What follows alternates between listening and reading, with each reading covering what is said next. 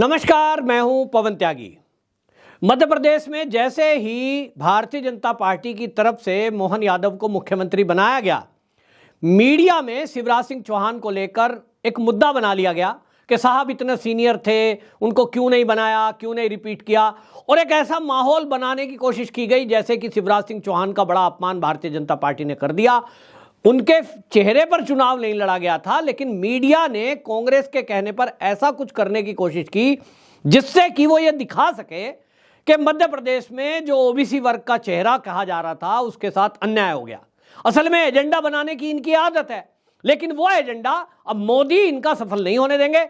और इसलिए जो खबर आ रही है वो ये कि केंद्रीय मंत्रिमंडल का जो विस्तार होना था, यानी मोदी कैबिनेट का जो विस्तार होना था, पिछले काफी दिनों से अटकलें चल रही थी। जुलाई का जब सत्र चल रहा था मानसून का कि भाई उसके पहले की जा सकती है, लेकिन अब एक बार फिर से खबरें आ रही हैं। और खबर अब पुख्ता तौर पर इसलिए है क्योंकि जो मध्य प्रदेश और राजस्थान और छत्तीसगढ़ में चुनाव हुए, उन चुनावों में भारतीय जनता पार्टी ने अपने सांसदों को मैदान में उतारा। उन सांसदों में कुछ सांसदों को इस्तीफे दिला दिए गए हैं क्योंकि वो अपनी विधानसभा का चुनाव अपने क्षेत्र का जीत चुके हैं।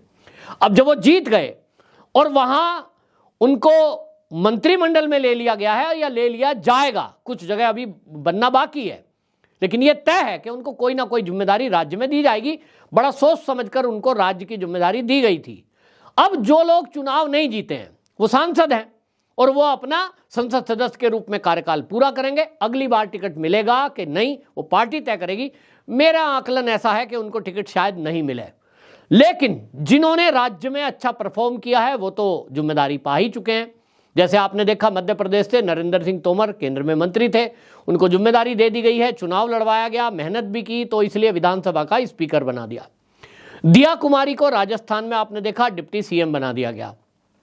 अब इस तरह से जिम्मेदारियां दी जा रही हैं, तो जिनसे इस्तीफा पार्टी ने दिलवाया है उनको तो मंत्रिमंडल मिलना है। अब जो बाकी बचे उनका क्या? तो केंद्र में इन सांसदों की जगह जो मंत्री थे, जैसे कि नरेंद्र सिंह तोमर, वो मंत्री थे, मध्य प्रदेश के हैं, तो मध्य प्रदेश से शिवराज सिंह चौहान आ रहे हैं। और मैं पहले दिन से कह रहा हूं, अगर आप मेरी वीडियो देखते हैं तो आपको पता चलेगा, मैं पहले से एक वीडियो पहले कर चुका हूं कि शिवराज सिंह चौहान आएंगे केंद्र में। अब वो केंद्र में कृषि मंत्रालय देख रहे थे नरेंद्र सिंह तोमर, उनकी जगह कृषि मंत्री ही बनाए जाएंगे, ऐसी खबरें आ रही हैं। यानी एक सम्मानजनक पोस्ट उनको दी जा रही है और ये एक अपनी तरह से प्रमोशन है। एक मध्य प्रदेश में जो राजनीति है वो मध्य प्रदेश की राजनीति से हटकर अब पूरे देश की राजनीति करेंगे। और जैसा शिवराज सिंह चौहान ने भी अपने मीडिया उद्बोधन में कहा है कि भाई अभी तक पार्टी ने मुझे दिया, 18 साल मुझे मुख्यमंत्री बना के रखा, तो अब मेरी बारी है कि मैं पार्टी को दूं। उसका मतलब साफ है कि मेरे पास जो अपना राजनीतिक कैरियर है, जो अनुभव है, उस अनुभव के आधार पर मध्य प्रदेश की जिम्मेदारी थी तो उतना था, लेकिन अब पूरे देश में जाकर मैं देश की सेवा करूंगा और पार्टी की भी सेवा करूंगा।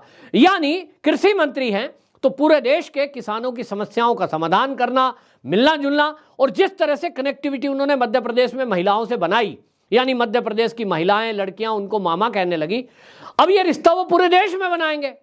तो भैया आप दक्षिण में भी जाएंगे, उत्तर में भी जाएंगे, पश्चिम में भी जाएंगे, पूरा फील्ड उनके लिए भारतीय जनता पार्टी खोलने जा रही है।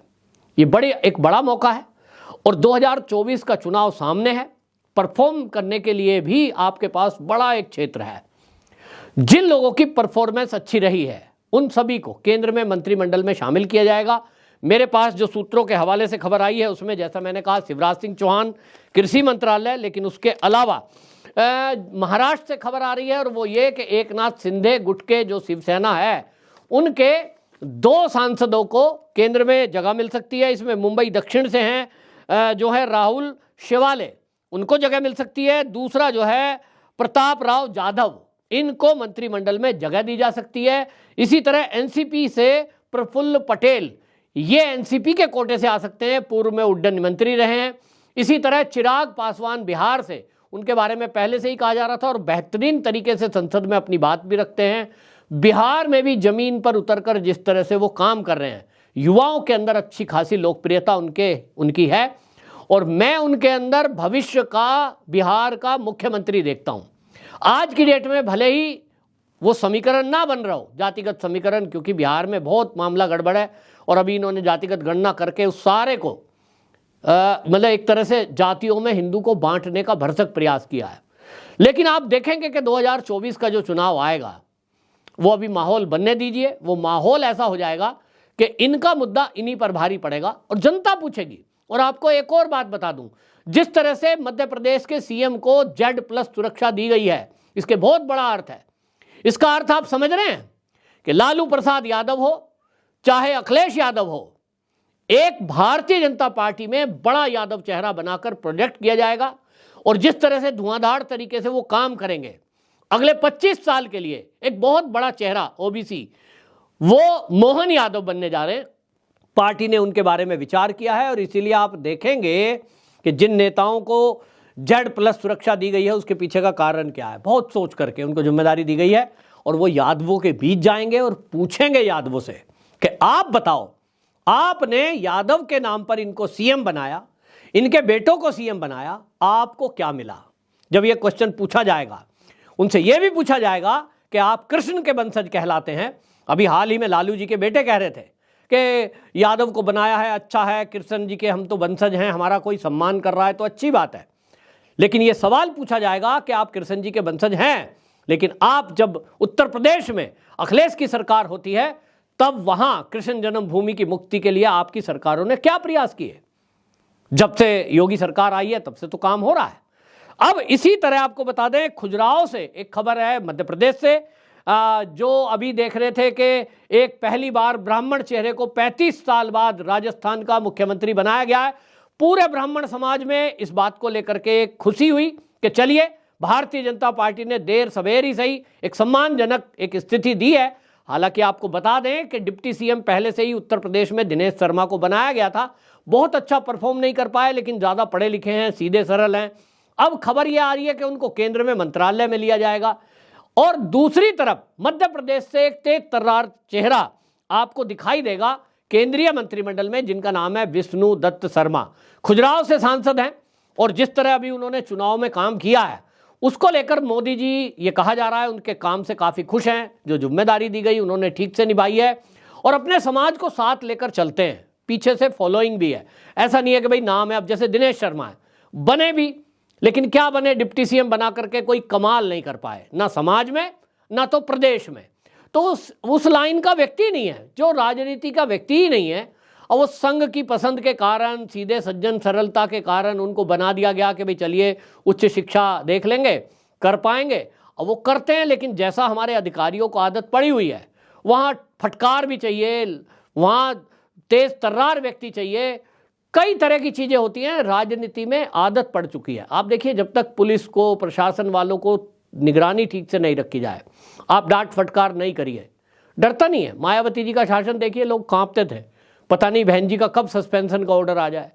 आज योगी जी हैं तो योगी जी को भले ही चाहे पुलिस वाले कुछ भी कहें, बड़े अफसर कहते हैं साहब उनकी तो पुलिस पे ही नजर रहती है। आईएएस अधिकारी से पूछ लो, डीएम वीएम से पूछ लो, कहते हैं साहब हमारे ऊपर इतना प्रेशर आ गया है। भाई काम तो करना पड़ेगा, मोटी मोटी तनख्वाहें लेते हैं, आपको सारी सुविधाएं मिलती है, नौकर मिलता है, बंगला मिलता है, गाड़ी मिलती है, तो आपको ये काम करने की आदत नहीं है तो डालनी पड़ेगी। तो इसलिए अब आपको बता दें, जो मोदी का कैबिनेट का विस्तार होना है, नए चेहरे, तेज तर्रार चेहरों को दिया, इसमें तवज्जो दी जाएगी। कुछ लोग मीडिया में बात चला रहे हैं कि मध्य प्रदेश से कैप्टन अमरिंदर सिंह को लिया जा सकता है, लेकिन मैं इस बात को नहीं समझता, क्योंकि मोदी जी नए चेहरों को तवज्जो देंगे। हालांकि कैप्टन एक इसलिए लोकप्रिय माने जाते हैं कि भाई वो सीएम रहे हैं पंजाब में, भारतीय जनता पार्टी को पंजाब से कुछ ऐसा लग रहा है कि कुछ मिल सकता है, लेकिन उनके अलावा कोई और नया चेहरा पंजाब से भी आप देखेंगे मंत्रिमंडल में शामिल किया जा सकता है। और इसलिए मोदी कैबिनेट का विस्तार, अब कहा जा रहा है कि जैसे ही ये सत्र खत्म होगा शीतकालीन, इसके तत्काल बाद ये विस्तार किया जाएगा और अब आप देखेंगे नए नए मंत्री बनते हुए और तेज तर्रार चेहरों को तेजी से काम करते हुए। वंदे मातरम।